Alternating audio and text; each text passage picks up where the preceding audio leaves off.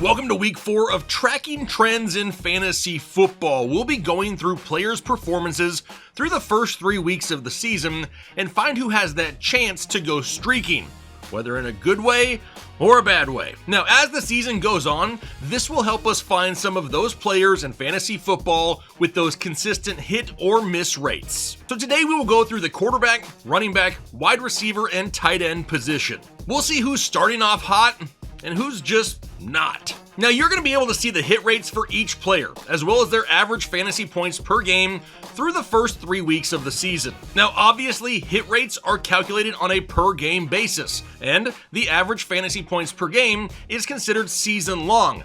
I show them both to you though on purpose. By doing it that way, you're able to see if they're a little bit more boom or bust or more consistent. If a player is averaging 16 points a game, but they've only got a hit rate of 33%, it's safe to say that that player is a little bit more boom or bust. Now, if a player is averaging 16 points a game and their hit rate is 67%, that means they're a little bit more consistent. But now that we are in the thick of the season, I need something to keep me wired as I'm sitting right here at my desk. And no, I'm not about to turn to those illegal substances. I'll just pound some coffee and get by on pure caffeine. And you should do the same. Go brew yourself some crazy good coffee from 1.01. That's right, the number 1 overall pick in coffee. Now, I'm going to be drinking this all year long. It's always sitting right here on my desk, ready to go.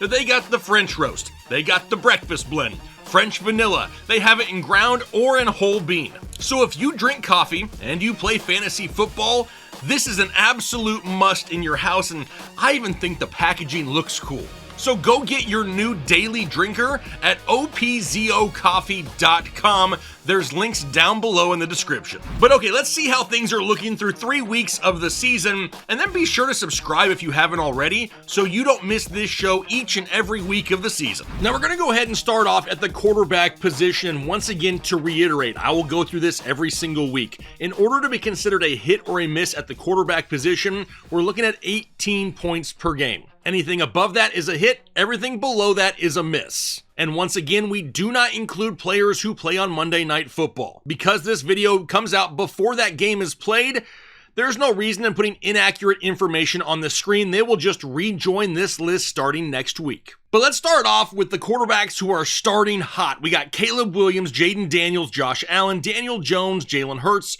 Justin Herbert, Drake May, Patrick Mahomes, Baker Mayfield, and Geno Smith. All of these quarterbacks have a hit rate above 50%, being that we've only had 3 games. The best they could have done here, 2 out of 3, in order to be considered a hot start as of right now. For Caleb Williams, he's the overall quarterback 2 in fantasy football. He has scored at least 24 fantasy points in 2 of his first 3 games played, and really, no reason I see that stopping anytime soon. Sure, on the field, it may be ugly at times, but remember, all we care about are fantasy points. Then we had Jaden Daniels. Obviously, his hit rate's still 100%. He's only played in 2 games. Then Josh Allen, no surprise there. Wasn't really needed much in one of his games where he was a miss there, 2 weeks ago. Then we got Daniel Jones, who obviously started off hot. 2 of his first 3 games, and the one miss that he did have was still 16 fantasy points, so the floor still looking pretty good. Same with Jalen Hurts and Justin Herbert. No shocker there. Drake May, he's now scored at least 20 fantasy points in back-to-back games. New England is airing it out. Drake May is playing great fantasy football as of right now. Then we got Patrick Mahomes. He's hitting 2 of his 3 games. Slightly struggled in week 3, but we know that Xavier Worthy is getting close to returning, and we're only a couple weeks away from Rashee Rice. So the fact that he's even close to the hot category still, that's a positive moving forward. Then we have Baker Mayfield. Obviously didn't get the 2 touchdowns we wanted from him in week 3, but overall has played great. The one miss that he had 17.7 fantasy points. So dude is right there around that 100% range. But losing Mike Evans, that's definitely going to hurt him over the next few weeks. Then we got Geno Smith. Obviously Las Vegas is being forced to throw the ball a ton because they're losing every single week. That is helping Geno score fantasy points. Also having wide receivers like Trey Tucker get 3 touchdowns in a game only helps. But after Geno, we need to go down to the midsection. This is where we have a couple quarterbacks who've only played in 2 games. They've maybe had a 50% hit rate, or they've played in all 3 games, but they've only hit in 1 of their 3 games. So these guys are hovering right around 50 to 33% or so for their hit rate. We got guys like Mac Jones, Justin Fields, Jake Browning, Aaron Rodgers, Russell Wilson, Jordan Love, Kyler Murray, Matthew Stafford, Spencer Rattler, Dak Prescott, Bryce Young, Bo Nix, Trevor Lawrence, Tua Tagovailoa, and Michael Penix. Now, Mac Jones in one of his 2 starts played really well, averaging 18 fantasy points per game over those 2 games. We also know that Brock Purdy is close to a return, and Mac actually got hurt in week 3 himself, so we may see Purdy once again in week 4. Then Justin Fields, he played well in one of his 2 games. He missed week 3 with a concussion. He should be back this week. Jake Browning, the tale of 2 stories when it comes to Jake Browning right now. Obviously, he's only played in 2 games, but it's really hard to trust a high ceiling after what we saw from him in week 3. Then we go down to Aaron Rodgers at 16.9 for this season. We know he's a little bit more safe than ceiling. Russell Wilson looked like he totally forgot how to play football in week 3, came into the game as the league leader in passing, left the game wondering if he even has a job at this point. Then we got Jordan Love, and it's just one of those offenses in Green Bay that we don't need a ton of production from Jordan Love to win games there each week, so his ceiling a little bit lower. Kyler Murray finally threw it to Marvin Harrison Jr. down the field, and the dude dropped it. That absolutely hurts his numbers. Matthew Stafford, another one of those guys, safer floor than ceiling, but with a healthy Devontae Adams and Puka Nacua, he's going to give us that safe floor weekly. Spencer Rattler and the Saints, they're always losing. They're always throwing, just not to Alvin Kamara at this point. Dak Prescott, he just lost CeeDee Lamb for probably about a month. That is not going to help Dak Prescott, but at least he has guys like Kevontae Turpin and George Pickens, Jake Ferguson as well, that can help keep that floor a little bit safe. Then we got Bryce Young, followed by Bo Nix. A lot of people expected more from Bo Nix to start the season, and really it's his rushing totals that are slightly lower in 2025. That's kind of lowered his floor just a little bit. Trevor Lawrence down here in the bottom of the midsection. And what else do you expect from a team that peppers Parker Washington more so than Brian Thomas Jr. and Travis Hunter? Then we round out the mid-tier with Tua Tagovailoa, who has been better the last 2 weeks after what we saw from him in week 1, and then Michael Penix. I have no idea what happened to Michael Penix. Went out there in week 3 against the Carolina Panthers and looked like he picked up a football for the first time. The Panthers looked like a Super Bowl contender against the Falcons. It was overall a bad game. What happens to his job going forward? Do they go to Kirk Cousins at all? I would be surprised, but it definitely could happen. But now let's take a look at the cold section. These are the quarterbacks that have yet to have a game over 18 fantasy points this season. Got Carson Wentz, Sam Darnold, CJ Stroud, Joe Flacco, and Cam Ward. Carson Wentz, he's only had 1 start, and he didn't look bad at all, had 15.3 fantasy points. Honestly, I kind of like him better than JJ McCarthy. Don't tell Kyle. Now, after him, we had Sam Darnold. He's averaging 13.3 on the season, but that number is very misleading. He's a cold. He hasn't hit 18 points a game yet. However, his week 1 was so bad that even his last 2 weeks, he's scored 17.8 fantasy points and 16.7 fantasy points. So he definitely is a name that could be trending up here over the next couple weeks. CJ Stroud has looked horrible in that offense. They're not force-feeding Nico Collins as much. They did get Christian Kirk back. Maybe he can be used in the offense to help extend some drives, move the chains, give him more opportunity. Joe Flacco in Cleveland really can't find success down the field. Everything they're getting is just dink and dunk right around the line of scrimmage. And then lastly, Cam Ward, the rookie quarterback in Tennessee. We've really yet to see him produce at a high level. And honestly, a lot of that has to do with the inefficiencies and the lack of production of Calvin Ridley. Now, Alec Eomanor looks like he could be the real deal, but it's going to take some time for him and Cam Ward to really start to mesh in this offense. It's an offense that doesn't score a lot of points, and that really hinders Cam Ward. So now let's move on to the running back position first. And for the running back position, when we're looking at hits and misses, the cutoff is 10 fantasy points. If you're below it, you're a miss. If you're above it, you're a hit. Now, once again, not including players from Monday Night Football. They have yet to play. They will rejoin the mix in next week's episode, so be sure to stay tuned. Now, let's go ahead and start off with the hot running backs here through the first 3 weeks. And we got quite a few. We got Jonathan Taylor, James Cook, Christian McCaffrey, Bijan Robinson, Devon Achane, Travis Etienne, J.K. Dobbins, Bucky Irving, Jalen Warren, Javonte Williams, Chuba Hubbard, Kyron Williams, Saquon Barkley, Kenneth Walker, Josh Jacobs, Cam Scattaboo, and Alvin Kamara. And we actually have a few guys that have hit this 10 points or more in all 3 of their games. Jonathan Taylor, James Cook, Christian McCaffrey, Bijan Robinson, Devon Achane, Travis Etienne, J.K. Dobbins, Bucky Irving, and Jaylen Warren, which is a surprise for sure. Now, Jonathan Taylor, through the first 3 weeks of this season, is on pace to have a better season than the year that we saw him with 2,100 total yards. He's starting off super hot. James Cook, averaging 21.3 fantasy points per game, a hit rate of 100%, and 2025 is looking just like 2024 did. Then Christian McCaffrey, no surprise there when he's healthy, he's producing. Bijan Robinson, he's at 17.8 for the season with a hit rate of 100%. Devon Achane, highly involved in this offense. I feel like they're using him more so than anyone else. That's always going to give him that safer floor than Travis Etienne. A huge surprise, especially since Byshell Tootin is stealing goal line touchdowns and Travis Etienne is still this high. Then J.K. Dobbins, he's playing well. We tried to tell people in the offseason that when J.K. Dobbins is healthy, he's one of the most efficient running backs in the NFL. No one really wanted to hear it because of R.J. Harvey, but now all of a sudden we're seeing it. When J.K. Dobbins is healthy and on the field, he's a solid fantasy running back. Then we got Bucky Irving, really no surprise there. Jaylen Warren is a huge surprise. Now, really that can be attributed to the fact that Caleb Johnson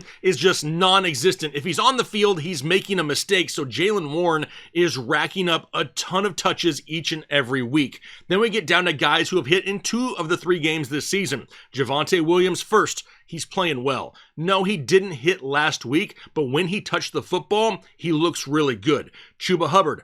They were up 30-0 last week. They didn't need a whole lot of Chuba Hubbard. Then Kyren Williams, even against a tough Eagles defense, he was able to produce. Saquon Barkley had a down week, but it's Saquon Barkley. I think we all expect him to bounce back. How about Kenneth Walker?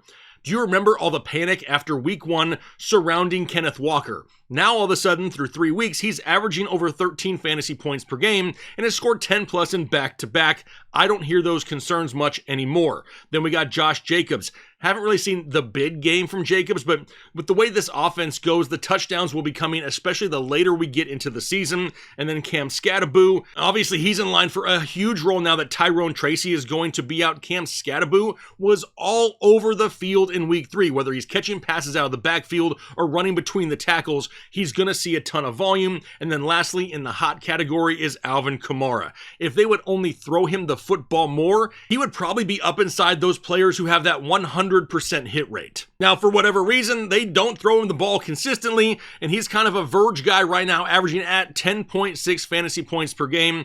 He's super close. But all right, now let's move down to the midsection, guys. We got Quinshawn Judkins, Jordan Mason, Omarion Hampton, DeAndre Swift, Tony Pollard, Breece Hall, Nick Chubb, Ja'Cory Crosky-Merritt, Ramondre Stevenson, Byshell Tootin, Chase Brown, Ashton Genty, Dylan Sampson, Kareem Hunt. Now for Quinshawn Judkins, obviously, he didn't get anything in week 1. However, last week he had 19 touches, and if that's the type of volume he's going to be seeing weekly, he could definitely climb up this list. Then Jordan Mason. Really a no-brainer. When Aaron Jones is out, Jordan Mason is going to skyrocket up this list. His one hit is the game that Aaron Jones didn't play. So as long as Aaron Jones remains out, more than likely Jordan Mason's going to hit in your lineup. Then we had Omarion Hampton. They just lost Najee Harris for the season with a torn Achilles. All the volume going to start going towards Omarion Hampton. His numbers could definitely climb. Then we have DeAndre Swift, a little bit more safe than ceiling. They're throwing the ball with so much success in Chicago, especially to the likes of Rome Odunze. They haven't overly needed DeAndre Swift that much. A low-end RB2. Then we have Tony Pollard. Really limited scoring opportunities in this Tennessee offense. That's going to keep his numbers a little bit lower. Breece Hall, his usage is inconsistent. Sometimes we'll see Braylon Allen, sometimes we don't. Tyrod Taylor's taking some carries. We know Justin Fields is going to run the football. A lot of unknowns surrounding Breece Hall still. Then Nick Chubb in Houston. Now, he's obviously not what he used to be a few years ago. When he gets the opportunity, he doesn't look half bad, but his efficiency has really dropped here this year. So if he doesn't find the end zone, he probably hurts your fantasy team. Now, after him is JCM, Ja'Cory Crosky-Merritt, and he is stuck in a massive backfield split. It's not just his backfield. A lot of people want it to be just his backfield, but Chris Rodriguez and Jeremy McNichols are getting a lot of volume as well, and that only caps the ceiling of JCM. Then we got Ramondre Stevenson, and the fumbles have returned for Stevens' season. What does this do to the split between him and Travion Henderson in this backfield? Then Byshell Tootin. Yes, he continues to find the end zone, but he's not getting a whole lot of touches each week. Then we move down to Chase Brown, who's averaging 7.9 fantasy points per game, has only one hit in the first 3 weeks, and this could be bad news for him and Jake Browning together. Opponents are going to try to stop the run and force Jake Browning to beat them down the field. If Chase Brown can't find room in the receiving game, he could kill a lot of fantasy lineups. He's a name we're definitely paying close attention to. Then we got Ashton Genty, only one hit through his first 3 weeks. Now the volume is great, until it just doesn't go anywhere, and I don't understand why there is zero involvement in the passing game, especially since they're always trailing each and every week. Then we get Dylan Sampson in Cleveland. All of a sudden, he's taking a backseat to Jerome Ford in the passing game. That makes total sense for sure. Kareem Hunt, as of right now, he is the RB1 in Kansas City, but that's not saying a whole lot. He's only averaging 6 fantasy points per game. He's had 1 hit in the first 3 weeks, and nothing to really be overly excited about. Now, after this, we go down to the guys who are started off cold. These are the guys who have yet to score over 10 fantasy points in a game through the first 3 weeks of the season. We got Trey Benson, Travion Henderson, RJ Harvey, and Isaiah Pacheco. Now, for Trey Benson, he's about to get a huge chance, right? James Conner done for the year. Trey Benson going to be the RB1 in Arizona. Now that he's getting that much volume, you have to think he has an opportunity to climb up into this mid-tier at worst and could get really hot over the coming weeks. Then we have Travion Henderson. We just mentioned the fumbles with Ramondre Stevenson. Does that lead to more volume going the way of Travion Henderson? Because when he touches the football, he does good things with it. He's just not touching it enough. You have to think the Mondre fumbles lead to more volume going the way of Travion Henderson that could allow him to kind of climb out of this hole. RJ Harvey up next, really not getting much of an opportunity with how well that J.K. Dobbins is playing in this offense. And then lastly, Isaiah Pacheco.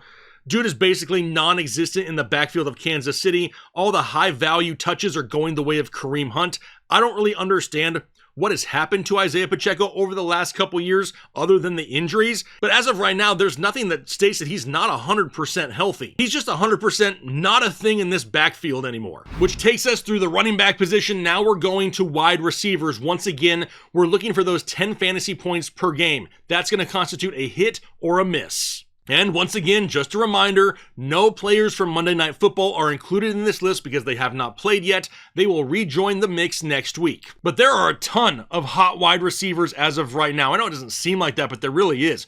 Puka Nacua, Roma Dunze, Quentin Johnston, JSN, Jackson Smith and Jigba, Keenan Allen, Emeka Ibuka. They've all hit over 10 fantasy points in all 3 of their games. Then we got guys who've hit it in 2 of their last 3, like Trey Tucker, Garrett Wilson, Devontae Adams, Michael Pittman, Cortland Sutton, Deebo Samuel, Ricky Pearsall, George Pickens, Nico Collins, Tyquan Thornton, Tyreek Hill, Jalen Waddle, Justin Jefferson, DK Metcalf, CeeDee Lamb, Calvin Austin, Alec Eomanor, and Torrey Horton. Now, Puka's got 35 targets through 3 games. It doesn't get much better than that. Roma Dunze, the clear number 1 in Chicago, the big play guy in Chicago as well. How about Quentin Johnston? Starting off with 3 straight games over 10 fantasy points is crazy. That's something that no one expected. But with so much defensive attention going the way of Keenan Allen and Ladd McConkey, Quentin Johnston is just feasting every single week. Then we have JSN, who's racking up 100-yard games left and right. Here's Keenan Allen, back-to-back Chargers teammates up here with 10-plus fantasy points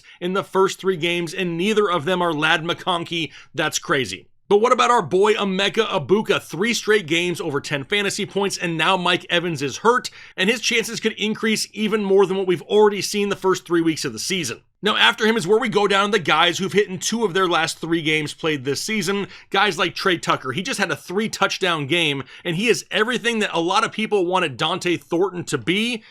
Trey Tucker is that big play guy right now in Las Vegas. Then Garrett Wilson, kind of with the quarterback concerns with Justin Fields missing a game and having to bring in Tyrod Taylor. One thing is for sure, though, the volume is going to be there each and every week. Devontae Adams has been great in LA. Michael Pittman Jr. is a huge surprise with the way that Daniel Jones is playing. The ceiling not overly high for Pittman, but he's had a great floor through the first 3 weeks. Then we got Cortland Sutton. He had himself a bad game 2 weeks ago, kind of bounced back in week 3, and that brought him back up into that hot hot category, Deebo Samuel wasn't really needed in week 3. That's why he was a miss, and he's not 100%. How about Ricky Pearsall? Ricky Pearsall is absolutely going to thrive with all the injuries to pass catchers in San Francisco. We saw that in week 3. Then George Pickens. No more CeeDee Lamb for probably the next month or so. That could mean a George Pickens explosion. Then we got Nico Collins. No big surprise there. Really need more volume going the way of Nico, though. How about Tyquan Thornton in Kansas City? He's had over 10 fantasy points in 2 of his 3 games. But how long does it last? I think it really depends on how long until we get Xavier Worthy back and 100% healthy. Now, I do think with the way that Thornton is playing, this allows Kansas City to not rush Xavier Worthy back. But at some point, Rashee Rice is going to return as well, and you have to think that affects the production of Tyquan Thornton. How about Tyreek Hill? It's nice to see some decent games back-to-back with especially how the season started. Then Jalen Waddle. His yardage may be down, but he's one of the top red zone guys in Miami right this second. Justin Jefferson. He's produced in 2 of his 3 games. A lot of people worried about his quarterback play. But don't forget, he has produced in the past with guys like Jaren Hall, Nick Mullins, and Josh Dobbs. I think he's going to be just fine with Carson Wentz. Now, after him is DK Metcalf, not really getting the volume that I would have expected, and Calvin Austin is taking away some of those big plays. Then CeeDee Lamb, he's produced in 2 of his 3 games. The one he didn't was the one he got hurt in week 3, about to miss the next month or so. Hopefully he can come back healthy. Then here's Calvin Austin, and he's really turned into the big play wide receiver in Pittsburgh. He's got 2 touchdowns in the first 3 games of the season. Then we come down to the rookie Alec Eomanor in Tennessee. He's averaging only 9.2 fantasy points per game, but has been a hit in 2 of his 3 games played this season. He's not getting a ton of volume, but the volume that he is getting is leading to touchdowns. And then lastly, to close out the hot section, we got Torrey Horton in Seattle, who has hit in 2 of the 3 weeks this season, and he is earning more opportunities by the week, and every time he gets a chance, he's making big plays down the field. But now we need to dive into the midsection of wide receivers, another lengthy list. We got Malik Neighbors, Jamar Chase, Wan'Dale Robinson, Jacoby Myers, Keon Coleman, Tedero McMillan, Troy Franklin, Chris Olave, Mike Evans, Cedric Tillman, Marquise Hollywood Brown, Devontae Smith, A.J. Brown, Marvin Harrison Jr., Kayshon Boutte,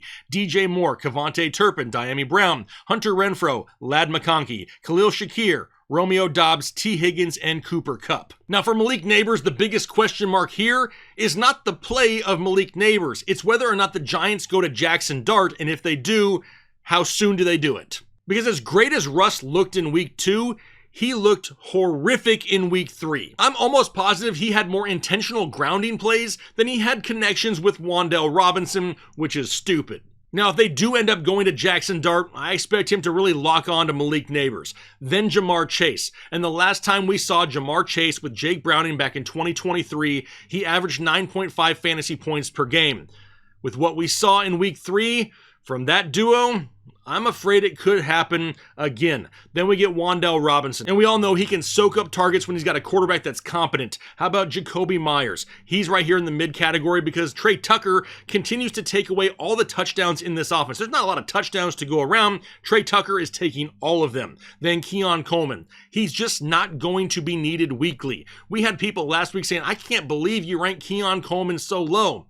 Buffalo doesn't need him every single week. They have so many options to throw the football to, they don't rely on Keon Coleman. Tedero McMillan, his volume remains great. They just blew out Atlanta in week 3, so he wasn't really needed. Troy Franklin, going to be a little bit one of those boomer bust type guys. Same with Chris Olave. The volume is there. The quality is not. Mike Evans here in this mid-tier. Now, he could miss probably up to a month with a hamstring injury. Cedric Tillman, everybody right now in Cleveland is boomer bust. Marquise Hollywood Brown, he's seen his chance stolen away by Tyquan Thornton in this offense. If it wasn't for Thornton, it'd be Marquise Hollywood Brown getting all these deep balls down the field, but Thornton has just played so well, he's taking it away from him. Then we have Devontae Smith and A.J. Brown. Kind of what we expect from Philadelphia wide receivers, right? Big boomer bust type games. At the end of the season, they'll finish highly, but there'll be an absolute headache for the majority of the season. Then Marvin Harrison Jr., he can't seem to get targets in Arizona, and then he gets a target, and he has the worst drop that I've ever seen of a wide receiver in the NFL. followed by Kayshon Boutte, who's always on the field, but the targets seem to be dropping each and every week. Then DJ Moore, more of the underneath guy in the Chicago offense, not going down the field with him like they are with Rome Odunze. Then Kevontae Turpin, his role is about to increase with the injury to CeeDee Lamb. He could climb up this list. Dyami Brown, listen to this. He has more games with 10 fantasy points than Brian Thomas Jr. and Travis Hunter do combined through 3 weeks of the season. That's crazy. Hunter Renfrow, he's kind of a low ceiling guy. What we saw a couple weeks ago with those multiple touchdowns, we can't expect that each and every week. And then here's Ladd McConkey. Keenan Allen has absolutely crushed the safe weekly floor that was expected for Ladd McConkey. Because of that, his ceiling is just so much higher. He could struggle the majority of the season as long as all 3 wide receivers in LA are healthy. Now after him, we got Khalil Shakir. Like I mentioned earlier, there's just so many options in Buffalo. He's not going to get a huge amount of targets each and every week. Same thing for Romeo Doubs. They spread the ball around too much. Then we get T. Higgins here in the mid category. The Jake Browning woes continue here once again. In a game in which they're trailing the entire time, T. Higgins had, 1 catch last week? That makes absolutely no sense. And then Cooper Kupp right here to round out the midsection. He's really more of a safety blanket, a chain mover in this offense, kind of fighting for scraps from whatever's left over of JSN and Torrey Horton. But now let's move down to that cold section because there are some studs right here in the cold section. We got Brian Thomas Jr., Drake London, Terry McLaurin, Jerry Jeudy, Stephon Diggs, Josh Palmer, Calvin Ridley, Josh Downs, Travis Hunter, Matthew Golden, Dante Thornton Jr., and Marvin Mims. Now, Brian Thomas Jr. just saw a season low in targets and just cannot seem to get on the same page with Trevor Lawrence. Now, I know they've brought up something about a wrist injury that is limiting his production, but I'm not buying it. Right now, there is just some sort of disconnect between Brian Thomas Jr. and Trevor Lawrence. Then we got Drake London. First, it was the injury to his shoulder. Now it's his bad quarterback play that's holding him back. Terry McLaurin. Now, he was injured in week 3, but they really didn't need him to return, so that's a name we're really paying close attention to, hoping that he can bounce back here in the coming weeks. But as of right now, Deebo Samuel just seems like the safer option in that offense. Jerry Jeudy, I've already talked about how Cleveland is super inconsistent with targets and not getting anything down the field. Now, Stephon Diggs, he's really having to split with the tight ends and the running backs in this offense. They're not overly utilizing their wide receivers. Josh Palmer in Buffalo, once again, so many options to spread the ball around to. Calvin Ridley, averaging only 5 fantasy points per game on the season. Ayo Manor is really progressing with Ward faster than what Calvin Ridley is. Then Josh Downs, who's kind of like the 3rd or 4th option in this offense, probably more towards the 4th. You got Jonathan Taylor, Tyler Warren, Michael Pittman. Alec Pierce has been getting some shots down the field, so not a whole lot of Josh Downs. Then Travis Hunter, who just played a season low in offensive snaps. I don't understand that either. Followed by Matthew Golden, who started to take a small step forward in week 3. Hopefully he can build on that. Dante Thornton not getting a whole lot in Las Vegas. Trey Tucker is getting everything. Then lastly is Marvin Mims. Now he's been on the field, not getting a whole lot of opportunity down the field in this offense. Been a whole lot of Cortland Sutton and Troy Franklin. But that gets us through the wide receivers. So now let's move on to the tight ends. The tight ends that we're looking at here today, don't forget, we're looking for 8 fantasy points for a tight end. If I made this 10 like I do for running backs and wide receivers, almost every damn tight end would be in the cold. The position is an absolute wasteland in fantasy football, so in order for them to be a hit, they got to have 8 points or more. So when we do that, here's the tight ends who've started off pretty hot. Juwan Johnson, Trey McBride, and Dallas Goedert are the only 3 tight ends that have hit in each of their games they've played this season. However, guys who have hit in 2 of 3 are like Hunter Henry, Tucker Kraft, Dalton Kincaid, Jake Ferguson, Zach Ertz, Tyler Warren, and Travis Kelce. Now, Juwan Johnson has played great this season. He's on the field over 90% of the offensive snaps. He's being utilized down the field and in the red zone. Love the production from Juwan Johnson. Not a surprise there. Trey McBride, no surprise there either. He was drafted as a top 3 tight end for a reason. Now, I am a little bit surprised by Dallas Goedert. He did miss 1 game, but still continues to go out there and produce when he's been on the field this season. The most consistent weapon in the Philadelphia offense through the first 3 weeks, I would say. Then we got guys like Hunter Henry, absolutely exploded in week 3. Doesn't get enough consistent volume to explode weekly, but definitely one of these safer options at the position. Tucker Kraft, obviously he wasn't 100% healthy last week, week. I really believe that's the only reason he's not sitting up in that 100% hit rate category. Then Dalton Kincaid, a huge week 3 as well. But we got multiple tight ends in Buffalo that play snaps, and with all the options at wide receiver, it's really hard for him to stay consistent. Then Jake Ferguson, with the injury to CeeDee Lamb, he could see more looks going forward. How about Zach Ertz? Wasn't really needed in week 3, but will be utilized in this offense each and every week of the season. Then Tyler Warren, the stud rookie. And even though he had a down week 3 as well, with the way that Daniel Jones is playing, he's the second option in this passing offense. And then lastly, Travis Kelce. He's averaging 8.1 fantasy points per game. He's hit it in 2 of his 3 games played. But this has to be trending in the wrong direction, especially with the way that Tyquan Thornton is playing and with Xavier Worthy and Rashee Rice just about to return. But now let's go ahead and look at the midsection. These are tight ends who've only scored over 8 fantasy points 1 out of their first 3 games. It's Brock Bowers, Harold Fanning Jr., Kyle Pitts, Brenton Strange, Jonnu Smith, TJ Hawkinson, Chig Okonkwo, Noah Fant, Jake Tonjes, Jatavian Sanders, AJ Barner, and Adam Troutman. Now for Brock Bowers, I think we can all agree that it's clear that he is not 100% healthy. As he continues to get healthier each and every week, more than likely he climbs back up into that hot category. Harold Fannin, great volume, just not getting enough down the field to rack up bigger numbers. Kyle Pitts really tied to the quarterback play and how bad Michael Penix looked just last week. Then we got Brenton Strange, option number 2 actually in this offense. It's crazy that he is out targeting Brian Thomas Jr. and Travis Hunter, but it's actually happening. Then we got Jonnu Smith in Pittsburgh, who really doesn't see a whole lot of volume. TJ Hawkinson next, silver lining here. He looked a lot better with Carson Wentz than he did with JJ McCarthy. His one hit through the first 3 weeks came last week. Let's see if he can continue to put those good games together. Then Chig Okonkwo, as of right now, probably the safest option in Tennessee, but the ceiling is super low because they don't have enough touchdown opportunity. Followed by Noah Fant. Now with Jake Browning, really worried about Noah Fant, Jake Tonjes. Jatavian Sanders sees the volume. It's just not quality volume. He's another guy that needs that touchdown. AJ Barner, kind of an afterthought in Seattle. He'll get the occasional touchdown, but probably not somebody we're going to be able to count on many weeks this season. And then Adam Troutman in Denver. 1 good game out of the first 3. Obviously, Evan Ingram will come back at some point. Can Evan Ingram produce? That remains to be seen. But let's go ahead and close it out with the cold section here. We still got some bigger names down in here. Guys like David Njoku, Dalton Schultz, Cole Kmet, Pat Freiermuth, Evan Ingram, Mason Taylor, Mike Gesicki, Tyler Conklin, Cade Otton, Colston Loveland, Tyler Higbee, Will Dissly, and Elijah Arroyo. Now when it comes to David Njoku, he's getting the volume. He's just not able to do anything with it through the first 3 weeks. He has 18 targets through 3 games, but he's averaging barely 10 yards per reception. That's the biggest problem.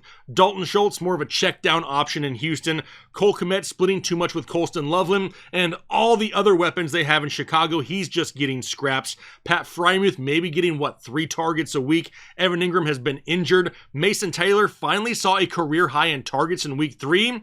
Is that the new role that he has? Or is that just because Tyrod Taylor was the quarterback? We'll wait and see what happens with Justin Fields in week 4, followed by Mike Gesicki. Probably not going to be a thing there with Jake Browning. Tyler Conklin going to be super hit or miss in Los Angeles. Cade Otton next. Does the injury to Mike Evans help out Cade Otton the next few weeks of the season? Do you remember last year when all the wide receivers went down in Tampa Bay? Cade Otton was a great fantasy tight end, and he's already on the field a lot. He's playing over 90% of the offensive snaps. He's just not getting targets. Well, if all the other options are injured and it's just Emeka Egbuka and Sterling Shepard, Cade Otton has a great opportunity to get some targets over the next few weeks. But we'll go ahead and round out the cold session with guys like, Colston Loveland splitting there with Cole Kmet. We got Tyler Higbee being overly utilized in LA with Puka Nacua and Devontae Adams taking all those targets. Will Dissly, Elijah Arroyo, really afterthoughts in their team's offense. But just a reminder, one more time, no, I didn't forget Sam Laporta or Mark Andrews. They play Monday Night Football, so they will rejoin this list next week. All right, so there you have your trending players through 3 weeks of the fantasy football season. Remember, as the season continues and we continue to build out these trends, you're going to be able to identify the safest and riskiest plays at each position towards the critical part of your fantasy football season. It's really exercises like this that take name value out of the equation. Sometimes we get stuck starting or sitting players based off of their name alone. But if we can prove these good or bad trends, we'll be making league-winning decisions when it matters most.